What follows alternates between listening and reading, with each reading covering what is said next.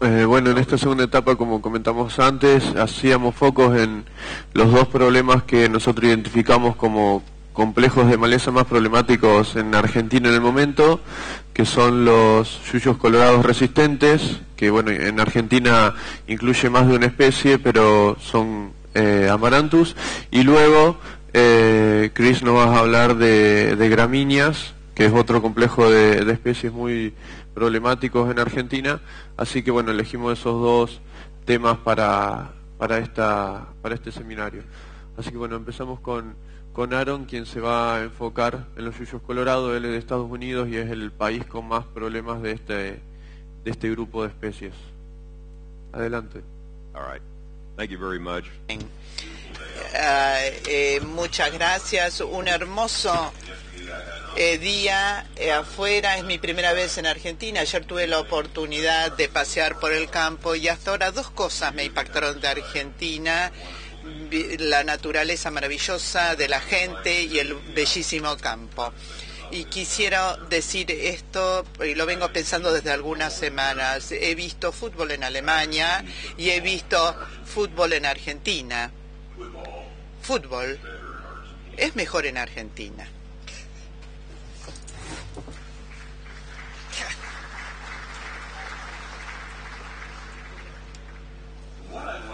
Lo que quisiera compartir con ustedes esta mañana es parte del trabajo que pudimos hacer ahora en la Universidad de Illinois con una especie de maleza que es muy problemática para nosotros. Es el Amaranthus palmeri, yuyo colorado para nosotros. Esta es una especie que en muchas zonas del sudeste y centro-oeste de Estados Unidos, una vez que se ha establecido, ha cambiado las prácticas agrícolas y lamentablemente hemos conocido que acá en Argentina esta especie, el yuyo colorado, también se está estableciendo acá. Se ha establecido.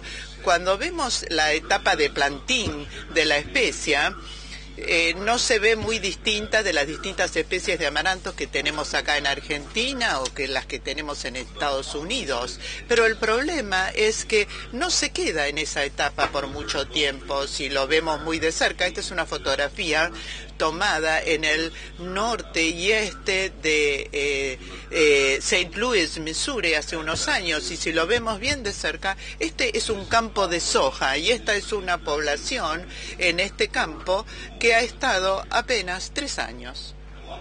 Mucha gente en Illinois parece que piensan que esto va a ser un problema en el sur y eventualmente se va a ir al norte, pero lamentablemente no es necesariamente eso lo que va a ocurrir, porque ya pasó al norte, ya se fue al norte y de hecho me adelanté demasiado. Esta es una fotografía tomada el año pasado a 30 minutos del sur de Chicago. Esto es una especie que nos va a dar muchos dolores de cabeza en todo el estado y muchos problemas en todo el estado. Yo hice un estudio rápido de la literatura y buscando citas científicas de especies de yuyo colorado dioecias. Esto es información del año 2000.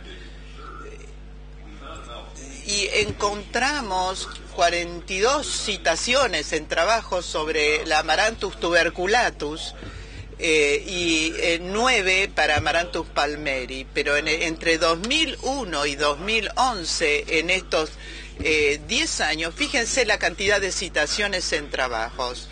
Ha aumentado muchísimo y esto es una evidencia de la importancia que ha cobrado esta especie. Con respecto a la historia del Amaranthus palmeri, esta es una especie que se ha evolucionado del centro oeste de Estados Unidos, pero también ha pasado al sur. Quiere decir que tiene una expansión muy amplia. Y si nosotros vemos los récords de los herbarios, las colecciones de palmeri, son anteriores al año 1900 en una zona que va a Sonora, California, Arizona, Nueva México y Texas. Yo encontré una cinta de un taxonomista conocido con respecto a amarantos, y esto es muy interesante porque dice que es lo que le pareció a él en este momento. Parece que ha habido una expansión hacia el noreste muy importante del Amaranthus palmeri y ahora se ha transferido al noreste. Y algo muy interesante dentro de esta cita es que él hizo esa cita, o la hizo, sí, lo dijo en 1957. Esta es una especie que hace ya muchos años que se viene moviendo. No es algo que ha ocurrido de un día para otro. Y este es el mapa de distribución en donde sabemos que se encuentra el palmeri en Illinois. Estos son los condados en donde hemos documentado la presencia del palmeri en los últimos 3 años. Los que están en color naranja en estas diapositivas son poblaciones que sabemos que han desarrollado resistencia. Los azules, resistencia al glifosato. Los que están en azules no necesariamente son resistentes al glifosato, pero todavía está sin conformar. Algo que hace que el Amaranthus palmeris es muy difícil de manejar y de determinar dónde comienzan las infecciones es en la producción de semillas. Esta es una especie de dioecia, ya sea macho o hembra. Y las semillas se producen a través del polen, y esto genera más semillas, y las semillas que producen por cada planta individual es más de 160.000. A veces podemos hablar de 1 millón de semillas en una planta hembra, y este trabajo fue publicado para algodón, de la manera en que se ha desarrollado el Amaranthus palmeris. Fíjense que esta es la producción de semillas de plantas hembras de palmeri. Acá estamos hablando de 5.500 millones de semillas por hectárea, así que imagínense la producción tremenda de semillas, y además se mueve muy rápidamente. Esto es una fotografía de una plantación de maíz en Arkansas, de algodón, perdón. Nunca habían tenido Amaranthus palmeris antes. Ellos de pronto encontraron 25.000 semillas en 1 metro cuadrado de esta plantación. Esto representa la gran producción de semilla. Esto tenemos una sola planta en el medio del campo y nadie se preocupaba, a nadie le importaba. Era una planta hembra que produjo muchísimas semillas, 25.000 semillas de Amaranthus palmeri hembra resistente al glifosato, pero nadie le había dado importancia. Pero la resistencia al glifosato los atacó, los preocupó, pero recién empezaron a preocuparse cuando vieron que las plantas resistentes al glifosato, el cultivo resistente al glifosato, no tenía efecto. Solamente 3 de estos campos pudieron salvarse. Esta es la infestación actual, después de apenas 3 años. Aquí realmente se perdió gran parte de la producción. La razón por la cual nos preocupa muchísimo el Amaranthus palmeri es su capacidad de competencia, y esto sin duda es la especie más competitiva de todas las especies de amarantos que hemos visto en los cultivos en Norteamérica. Las pérdidas de rinde publicadas para soja 78%, para maíz 91%. En este último año hemos trabajado en estas pérdidas y realmente podrían reducirse. Hemos visto una pérdida del 100% de rinde en nuestros cultivos si es que no podemos manejar adecuadamente la población del Amaranthus palmeri. Lo que hemos intentado hacer, por lo tanto, para nuestros productores de Illinois es tratar de hacer recomendaciones y guías de cómo poder de manera exitosa controlar la población de Amaranthus palmeri. En primer lugar, la prevención siempre va a ser mejor que la erradicación. Cuando hablamos de prevención, lo que sugerimos es cualquier táctica que pueda evitar la introducción de la semilla en el propio campo, o si desafortunadamente ya está establecida la población, cualquier táctica que pueda evitar producción subsiguiente de la semilla. Sabemos que si tratamos de luchar cabeza a cabeza con el Amaranthus palmeri, si podemos lograr un control exitoso de este Amaranthus, si no lo hacemos vamos a perder, y perder mucho. Una vez establecida la población de Amaranthus palmeri, el costo del herbicida por lo general se va a duplicar. Y generalmente 3 aplicaciones de herbicidas serán necesarias. Si solamente fumigamos una vez, no vamos a tener éxito. Si lo hacemos 2 veces, vamos a poder introducir una plantadora, pero será muy difícil por la cantidad de malezas. Entonces, tenemos el concepto de que el control de Amaranthus palmeri debe ser un control radical. En la Argentina, ¿qué sabemos acerca del manejo o control de Amaranthus palmeri? En primer lugar, cualquier población que encontramos, sabemos que fue introducida de afuera de Illinois. Esa semilla no es nativa ni de Argentina ni de Illinois, tiene que haber venido de algún otro lado. Suponemos, y a veces es una suposición errónea, pero suponemos que seguramente esta semilla vino de zonas de Estados Unidos donde estaba bien establecida la Amaranthus palmeri. Y estas malezas también eran resistentes al glifosato. Pero lo que no conocemos es ni la sensibilidad ni el perfil de resistencia de esta población. Y Amaranthus palmeri es una especie que ya sabemos que desarrolla resistencia a distintos herbicidas, que lo tienen aquí la lista de esos herbicidas a partir del 89, inhibidores ALS, dinitroanilinas, etcétera. Lo que preocupa mucho acerca de esta lista, si se fijan en la parte inferior, el Amaranthus palmeri está haciendo algo muy similar a lo que ha sido la tuberculata, Amaranthus tuberculata, en Illinois. Hay resistencia múltiple, ya sea en la escala de campo o ya sea a nivel individual de cada planta. Así que para el control de la Amaranthus palmeri tratamos de insistir desde el principio a los productores que quizás no reconocen que pueda llegar a ser un problema, sí lo va a hacer. Con el tiempo va a ser una de las especies más dominantes en el medio oeste. En realidad no hay una única táctica que podamos recomendar a los productores para evitar que el palmeri reduzca el rinde de los cultivos. Si ha habido algún ejemplo de una especie que se pueda beneficiar de un abordaje integral de control de malezas, es contra el Amaranthus palmeri. Cuanto más integrado es el manejo, mayor éxito a largo plazo tendremos. Y lo que hemos intentado hacer es tener una recomendación muy ligada con la biología del Amaranthus palmeri. También le decimos a los productores de Illinois que el palmeri no tiene ninguna regla parecida a las demás especies, tiene sus reglas propias, porque no se va a adaptar a nuestro sistema. Si nosotros tenemos que adaptarnos al palmeri, hablamos de cosas no solo del la periodicidad o el tiempo de emergencia, sino su duración, similar a otras especies dioecias en la tuberculata.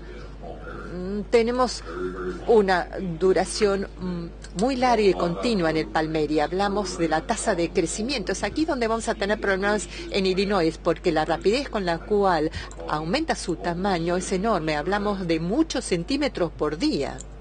Un poco más acerca de las características de emergencia de Amaranthus palmeri, que es una especie que muestra un patrón muy prolongado de emergencia. Sabemos que la primera emergencia será el 8 de mayo. Yo estuve en mis campos apenas la semana pasada y había todavía más emergencia. Honestamente ya he perdido el rastro, pero hay alrededor de 12 a 15 distintos eventos de emergencia. Necesitamos eventos de emergencia para esta especie en cada lugar este año, pero las semillas solo germinan en zonas muy superficiales del suelo. Si ponemos la semilla a más de 1 centímetro, jamás van a germinar. Y se ha demostrado a través de la investigación que las semillas de palmeri tienen una tasa más alta de germinación que otras especies de Amaranthus. Y uno de los desafíos, por cierto, que será único para Amaranthus palmeri, es que estas semillas y estas plantas, de hecho, pueden germinar y emerger antes que el Amaranthus tuberculata. Una vez la tuberculata se detiene cuando las temperaturas son demasiado altas. Sin embargo, el palmeri sigue emergiendo. Es una especie que ha evolucionado en las partes más áridas de Estados Unidos.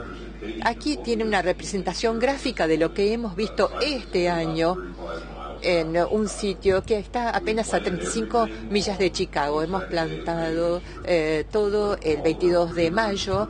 Colocamos herbicidas preemergencia después de sembrar. 7 días después de la siembra, prácticamente podemos ver ese punto en el centro de la foto. Es difícil de ver con la maleza, pero ahí están las plantas de Amaranthus palmeri. A 14 días después de la siembra y después de la aplicación de los herbicidas, hicimos nuestra primera evaluación. Todos estos pretratamientos habían fallado a los 14 días. A los 21 días tuvimos que hacer nuestra primera aplicación post-emergencia para controlar la población. En el centro pueden ver que a 6 semanas creció Amaranthus palmeri. Y aquí tenemos esta comparación. Así que basados en las características de emergencia, y aquí comenzamos con las recomendaciones de manejo. Tenemos que asegurarnos de controlar cualquier planta existente de Amaranthus palmeri antes de plantar ningún cultivo, ya sea a través de labranza o a través de la quema o herbicidas de contacto. No hay que plantar cuando existen plantas de Amaranthus palmeri. Hay que quitar las malezas antes de la siembra. Hay que aplicar una dosis total. Es necesario para controlar con eficacia este tipo de amarantos. Para nosotros, en Illinois, sugerimos que algunos de los inhibidores PPO como flumioxacina o sulfentrazone posiblemente sean uno de los principios activos más fuertes que tenemos para controlar Amaranthus palmeri. Claro que hay que tener bien el momento de la aplicación. Nos gusta tener una ventana muy estrecha para que el control residual pueda durar más tiempo durante la campaña. El segundo punto acerca de la biología del Amaranthus palmeri es su tasa de crecimiento. Creo que es un verdadero fenómeno. Tenemos una especie que se basa en trabajo de la Universidad de Kansas hace varios años, donde se comparó la tasa de crecimiento con otro tipo de especies de amaranthus y se hizo cálculos. Y palmeri es una especie que puede ir de entre 6 hasta 9 centímetros de crecimiento por día.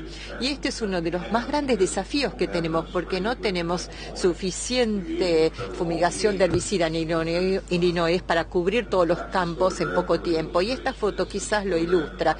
Esta foto fue tomada por un colega de Tennessee. Esta soja plantada en suelo sin malezas. Y quiero destacar esto, el suelo no tenía ninguna maleza el 16 de mayo, pero 13 días después se tomó esta otra foto y aquí pueden ver la altura de la planta de Amaranthus palmeri. Había crecido muy rápidamente en poco tiempo, así que basado en esta tasa de crecimiento sugerimos empezar a explorar alrededor de los 14 a 21 días después de la siembra, controlar el desempeño de los herbicidas de contacto. Si ven alguna planta de amaranthus, no demoren la aplicación del producto post-emergencia. Las opciones que tenemos para Amaranthus palmeri son las mismas opciones que tenemos para la tuberculata, pero también sugerimos que los productores en este momento consideren agregar otro herbicida de contacto residual con un producto post-emergencia para extender el control residual más tiempo. La mejor manera de controlar Amaranthus palmeri es que no emerja. Esta es otra foto compartida. A la derecha fue tratado con Fomacefan cuando Palmeri solo tenía 7 centímetros. Pero adivinen qué pasó. Pasaron apenas 2 días hasta que se hizo la segunda fumigación y miren lo que pasó.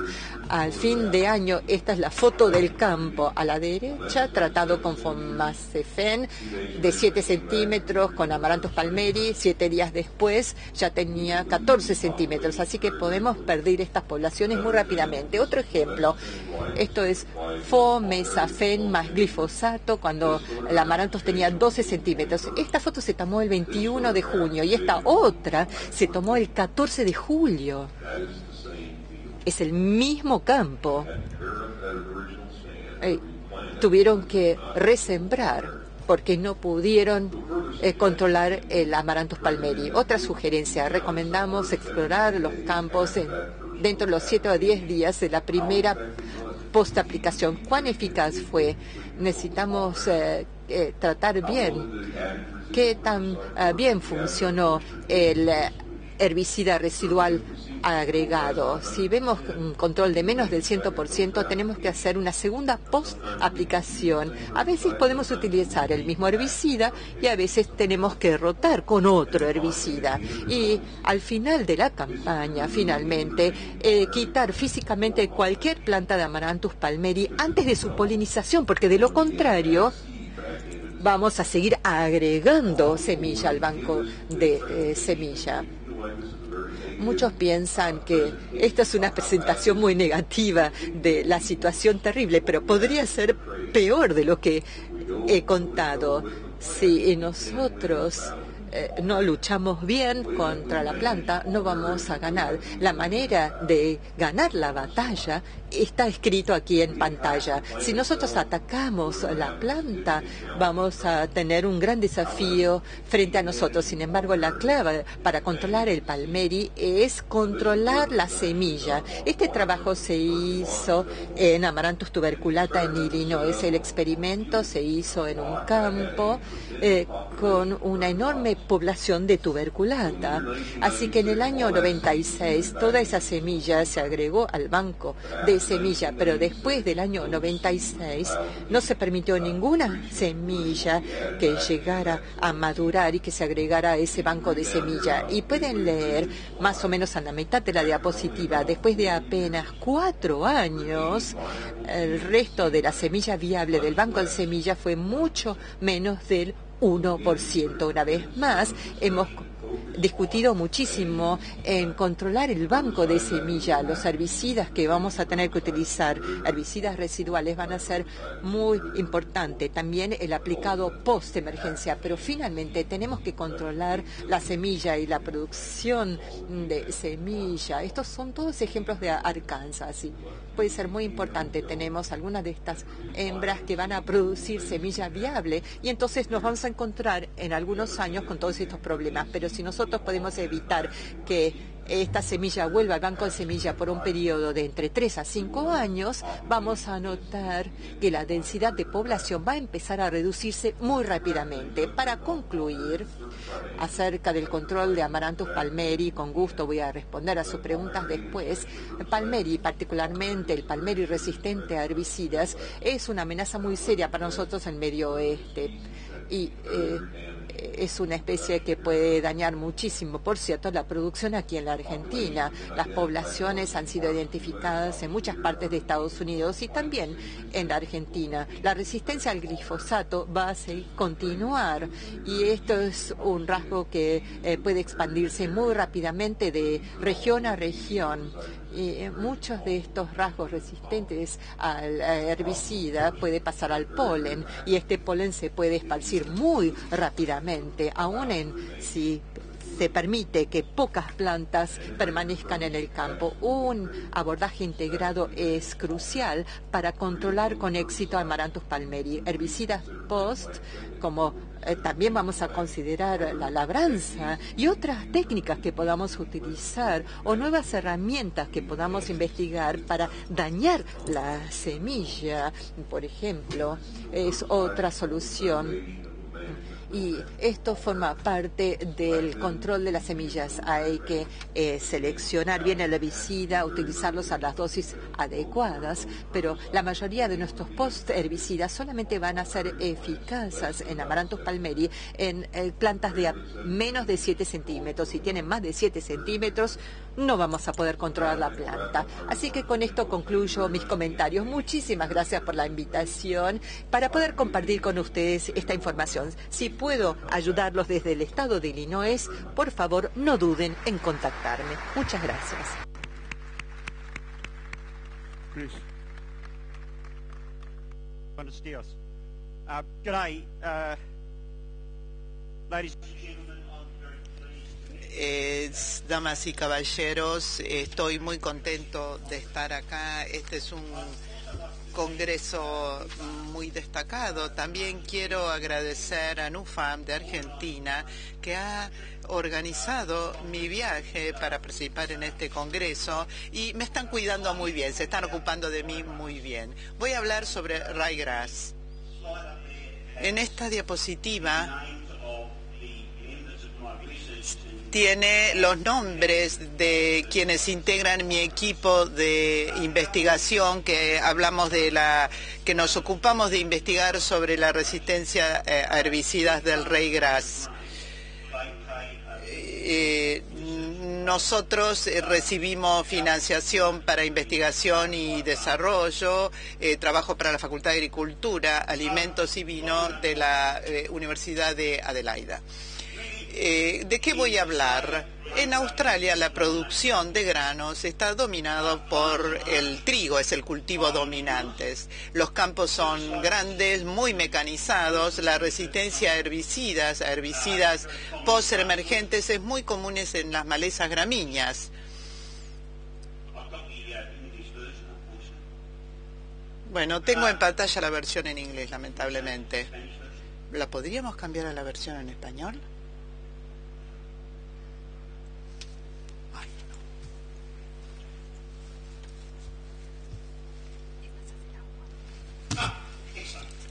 Excelente. La resistencia a herbicidas post-emergentes es bastante común en nuestros sistemas y las tácticas de control de semillación se utilizan para manejar los bancos de semillas. La integración efectiva de estas tácticas de control reducen los bancos de semilla y generan una rentabilidad extra. Es decir, podemos ganar dinero si tenemos un buen manejo del ryegrass. Voy a hablarles un poco de nuestra lucha en agricultura. Nuestra zona, aquí es donde cultivamos maíz, trigo, aproximadamente 22 millones de hectáreas de producción de cultivos de invierno y aproximadamente 4 millones de hectáreas de cultivos de verano. Parte de esto es canola, cebada y trigo. Observen también que el rinde no es demasiado alto. Esto es el tamaño de un campo promedio en Australia. En las regiones del sur y del norte es aproximadamente 1.000 hectáreas de cultivo todos los años y en Australia del oeste es 2.000 hectáreas.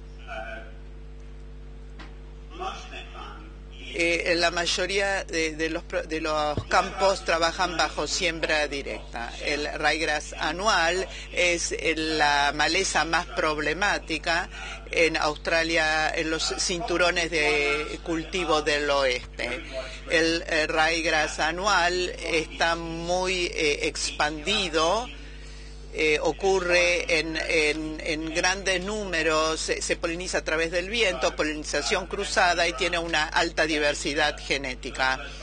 En esta primera fotografía podemos ver cultivo de cebada y cómo se desarrolló el ryegrass en este campo de cebada. Una de las cosas Una de las cosas que nosotros hacemos como parte de nuestro programa de investigación es tratar de determinar cómo se han desarrollado la resistencia a herbicidas en las malezas. Nosotros hacemos estudios, tenemos un estudio en Victoria con 6 stands. Esta es una superficie de una determinada cantidad de kilómetros cuadrados, exactamente no tenemos el número. Y acá hacemos análisis, estudio de malezas. Nosotros hacemos ensayos para ver cuánto han desarrollado su resistencia a herbicidas. Esto es semilla de maleza de un solo campo. Hicimos el análisis en esta parcelita de cuán resistentes son a herbicidas. Nosotros podemos determinar cuál es la situación promedio en términos de resistencia a través de estos ensayos. Y estos son los números que obtenemos.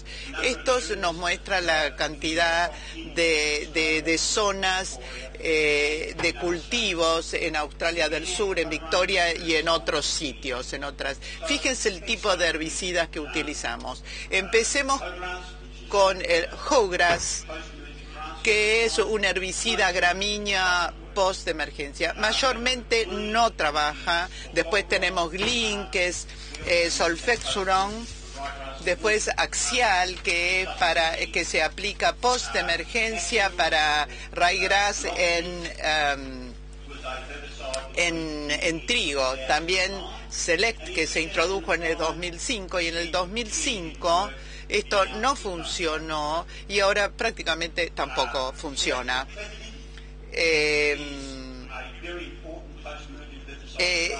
Este es un herbicida post-emergencia muy importante junto con Interbix y funciona un poco. Interbix es una combinación de 2 compuestos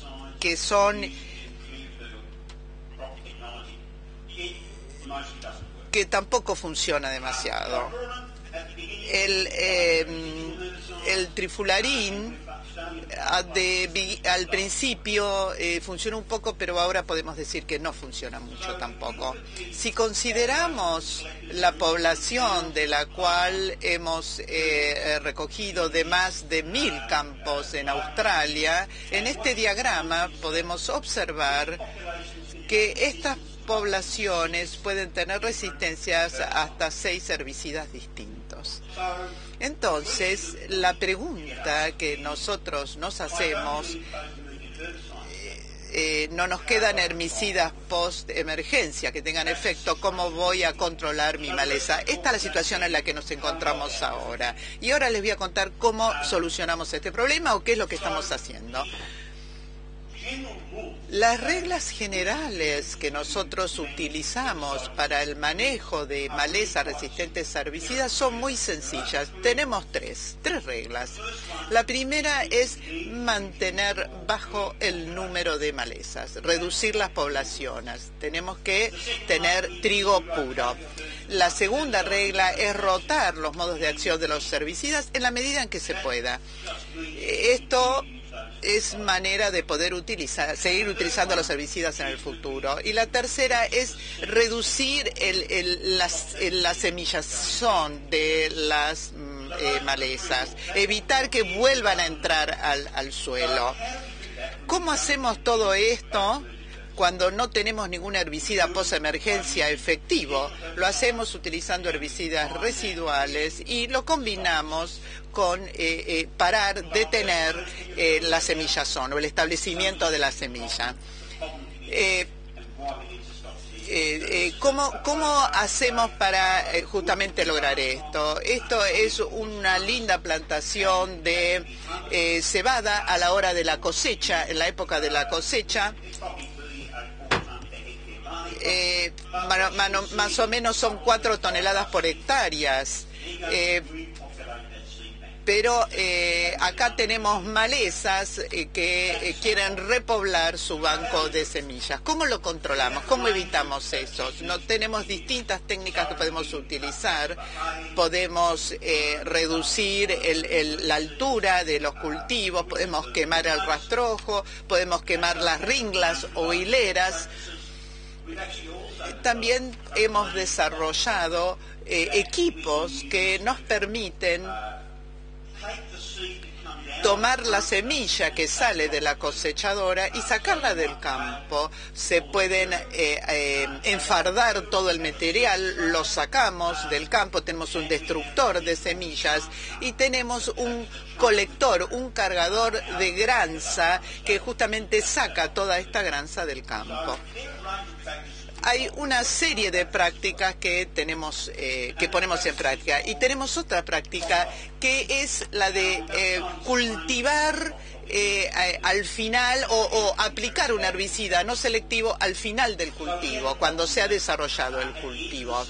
Al final de la campaña, después de la cosecha, podemos llegar a tener, o antes de la cosecha, podemos llegar a tener ryegrass resistentes. En el caso de canola, este es un ejemplo con canola. Por ejemplo, cultivamos canola. Si esto es canola, pero puede llegar a ser ryegrass.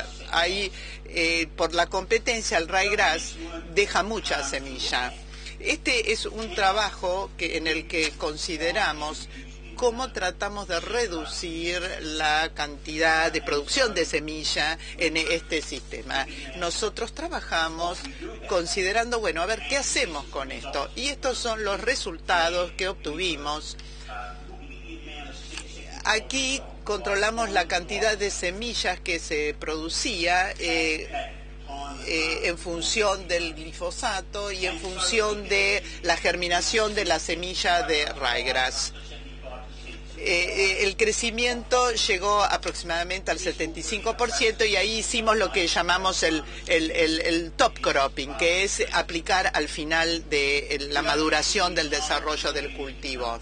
Lo utilizamos no solo en canola, sino también en otros cultivos. Lo último que quiero mencionar es que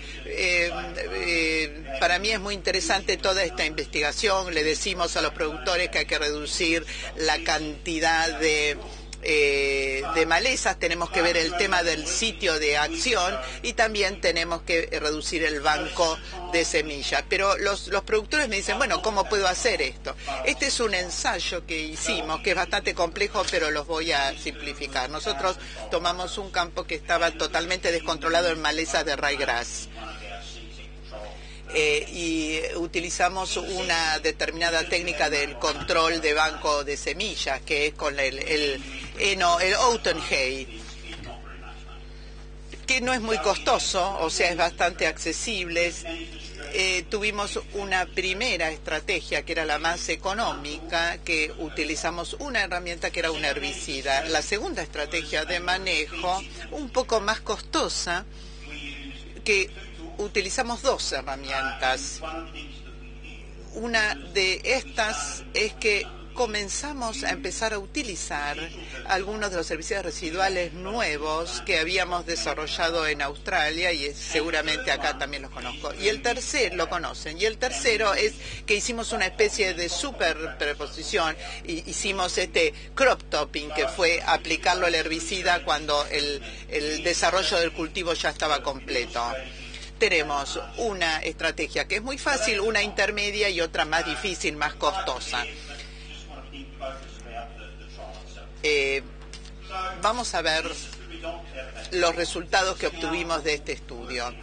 Así es como funcionó todo. Nosotros empezamos con el banco de semilla. Tenemos 5.000 semillas de ryegrass por metro cuadrado. 5.000 semillas de ryegrass por metro cuadrado en el suelo.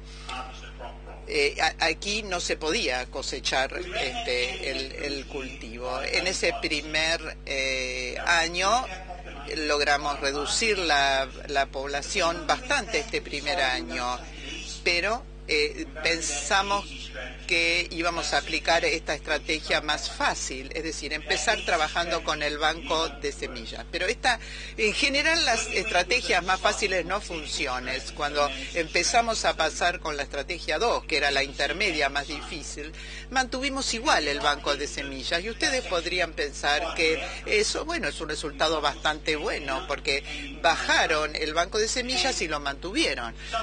Pero algunos de los productores adoptaron esa estrategia, pero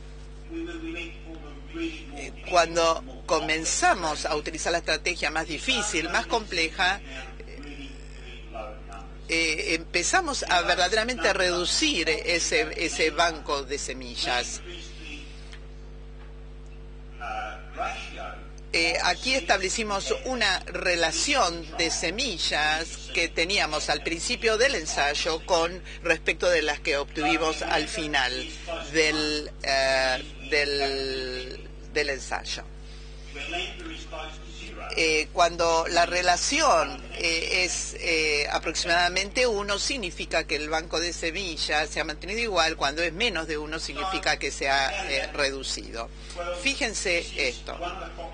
Esto es uno de los cultivos de la rotación, arvejas, y acá tenemos un poco de ryegrass en el campo. No está tan mal, no podemos decir que es una situación muy nefasta, pero este ryegrass generó muchísimas semillas en el suelo.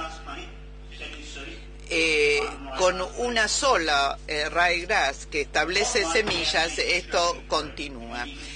Acá vemos que ocurrió con la estrategia 3, que hay menos ryegrass y que se logró reducir bastante el banco de semillas. Nosotros no solo redujimos la población de maleza, sino que redujimos y mantuvimos bien bajo el banco de semillas.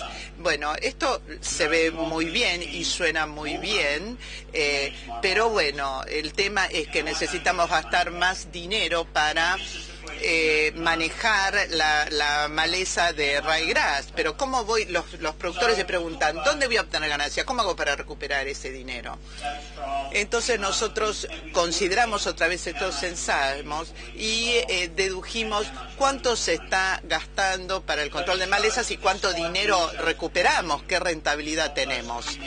Bueno, esto es la recuperación de dinero aplicando estas 3 estrategias. Nosotros producimos más grano según sea la estrategia que apliquemos. Y eso, por supuesto, es bueno. Pero solamente es bueno si estamos ganando más dinero. Los números que están arriba de cada una de las columnas, que están expresados en dólares por hectárea, esto es lo que el productor puede llegar a recuperar y a ganar aplicando cada una de estas estrategias. Adoptando la estrategia de manejo 2, se obtiene una ganancia bastante razonable y tenemos un rinde extra. 131, eso sería $40 por hectárea por año. Eso es lo que se ganaría. Pero cuando bajamos la cantidad de malezas con la estrategia número 3, que bajamos el banco de semillas y bajamos la cantidad de malezas, vamos a ganar $541.5 por hectárea. Es decir, podemos gastar un poquito más de dinero, pero utilizando la técnica correcta vamos a ganar mucho más, vamos a tener mucha mayor rentabilidad. Esto es lo que nosotros estamos sugiriendo, entonces, que tenemos que adoptar esta estrategia para el manejo de ryegrass para obtener la mayor rentabilidad. Como los productores no tienen un herbicida posemergencia efectivo, lo que tienen que hacer es elegir una técnica que les permita detener y reducir el banco de semillas, pero al mismo tiempo tener rentabilidad. Este es el final de mi presentación, así que muchas gracias.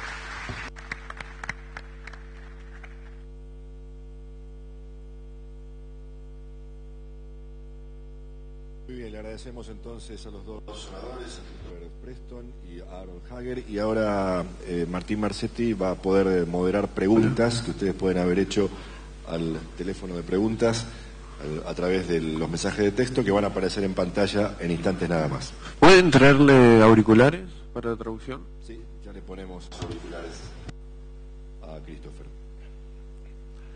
Bueno, mientras tanto quería mencionarles que durante el día habrá talleres referidos a estos temas, tanto sobre manejo de amaranthus, manejo de gramíneas resistentes, también el tema de cultivos de cobertura, y también los expositores estarán presentes en diferentes stands. Chris estará en el de NUFAR, Aaron en el de FMC, así que bueno, por si quieren después seguir hablando con ellos durante el congreso. Bueno, para Aaron nos preguntan qué controles utilizan en Estados Unidos además de los químicos para amaranthus y cuáles son estos métodos alternativos de control.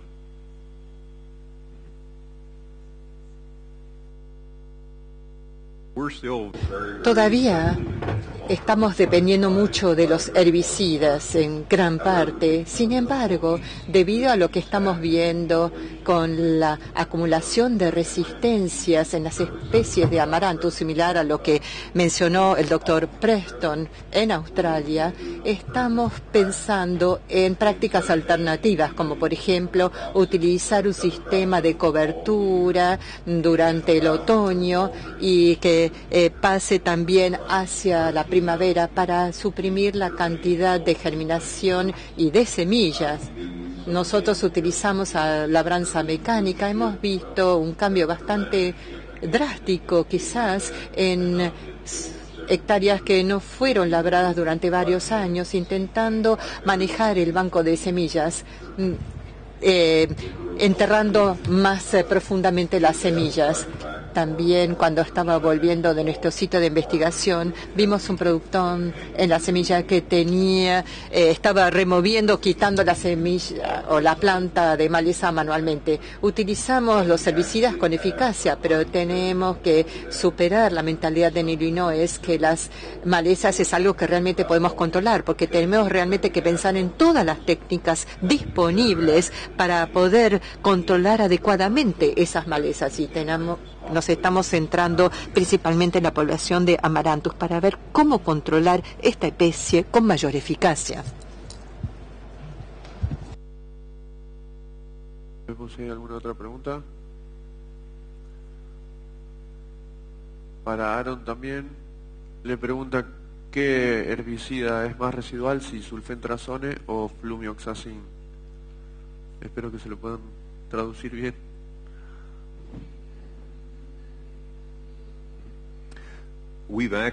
De hecho, hemos visto una buena actividad residual a partir de ambos productos. Tienen distintos principios activos.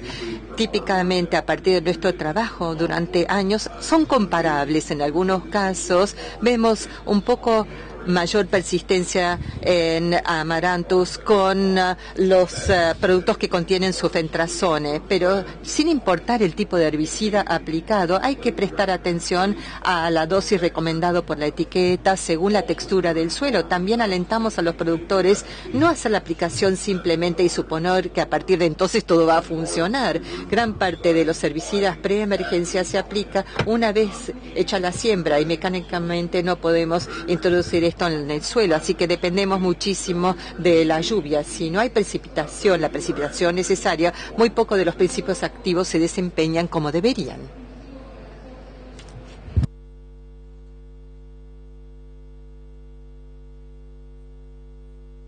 Para Chris, ¿qué producto preemergente recomendaría para el manejo de las gramíneas?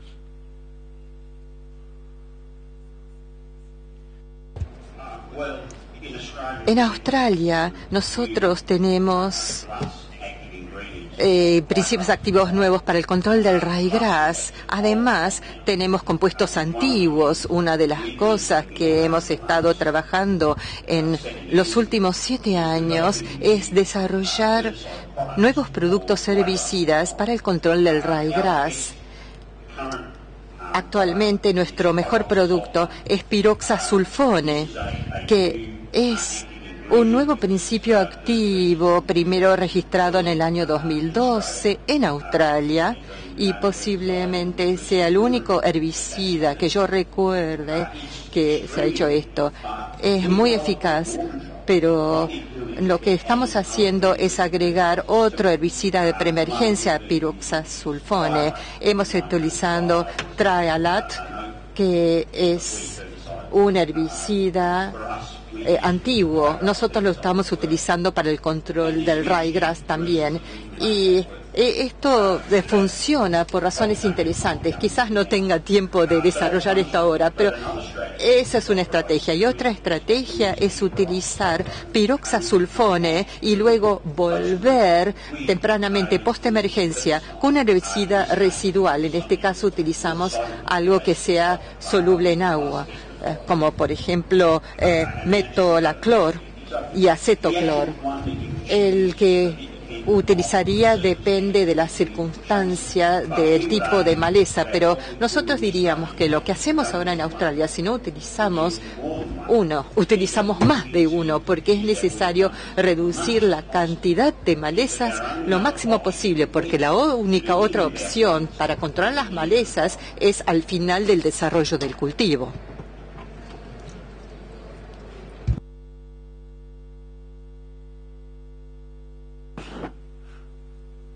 Para Aaron, pregunta si en Estados Unidos de qué forma se traslada la semilla de palmera de un estado a otro.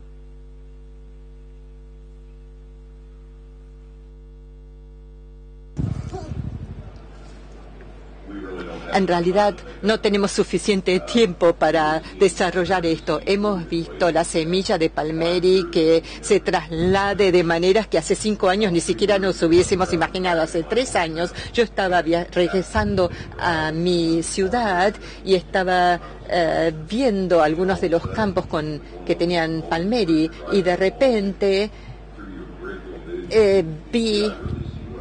dije, pero realmente vi lo que acabo de ver, y retrocedí con el auto y había varias plantas de palmeri. Fue raro porque estaban en un rincón del campo. Sería en 3/4 de hectárea, pero esta era una zona del campo en donde el pivote no llegaba. Así que yo conocí al productor de ese campo, así que fui a averiguar qué había pasado. Y en realidad ellos habían en esa parte del campo, lo habían registrado en un programa del Estado, y para registrarse en este programa tenían que tener algún tipo de abono verde, y averiguamos qué tipo de cultivo de cobertura habían utilizado, y se trataba de 6 distintas especies. Una de esas especies venía del estado de Texas, donde estaba muy bien establecido el Amaranthus palmeri. Claro que no quiero culpar a ninguna empresa o fuente en particular, pero sí sabemos que el proveedor que había comprado el minorista o distribuidor que había comprado esa semilla venía de por allí, y toda esa semilla tenía Amaranthus palmeri. También vemos situaciones donde se puede trasladar como a través del ganado. También, por ejemplo, si se utilizan a través del algodón, vemos que la semilla se puede trasladar de esta manera también. Así que un científico de malezas que viene de otro estado quizás pueda llevarse de vuelta a su propio estado semilla. Así que es una semilla que se mueve mucho. ¿Cuál progresa más en Estados Unidos, el palmeri resistente al glifosato o al grupo de inhibidores de ALS? Y es la última.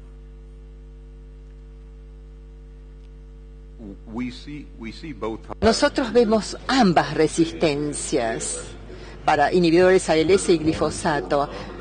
Si una es más común que la otra, en realidad no puedo decirlo. Sí puedo decir con certeza que si nos fijamos en otras especies de óseas para tuberculata, la resistencia a los inhibidores ALS de la tuberculata es muy común. De hecho, Es muy poco común encontrar una muestra de tuberculata que todavía sea sensible a herbicidas de inhibidores ALS.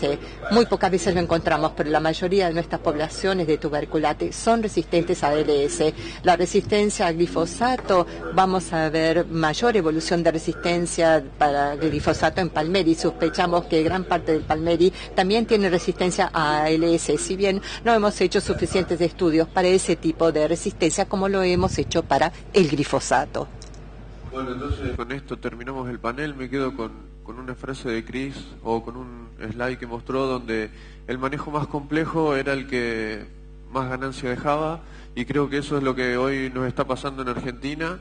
Venimos de una situación de hipersimplificación y debemos complejizarlo porque el sistema nos obliga. Estamos manejando un sistema de producción y no simplemente una máquina, así que será cuestión de ponerse a trabajar, ponerle cabeza, horas y dinero para que el sistema siga funcionando y podamos convivir con las malezas. Nada más, agradecemos mucho a los disertantes y bueno, y a ustedes por haber participado. Un aplauso entonces, agradecimiento para